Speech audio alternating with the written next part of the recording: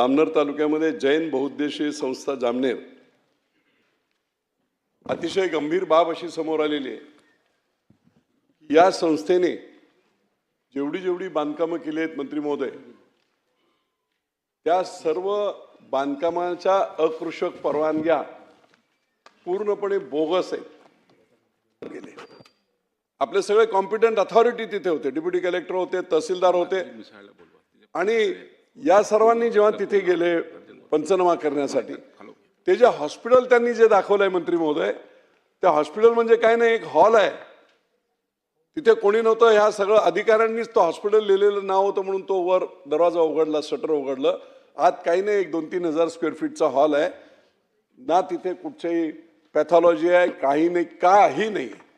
आणि ते हॉस्पिटल दाखवून ह्या नर्सिंग बिर्सिंग हे जे सगळे जे शैक्षणिक त्याच्या परवानग्या त्यांनी घेतल्या आहेत, पूर्णपणे अवैधपणे अशा प्रकारच्या शिक्षणामध्ये होत असणाऱ्या चुकीच्या गोष्टी प्रचंड गंभीर आहेत।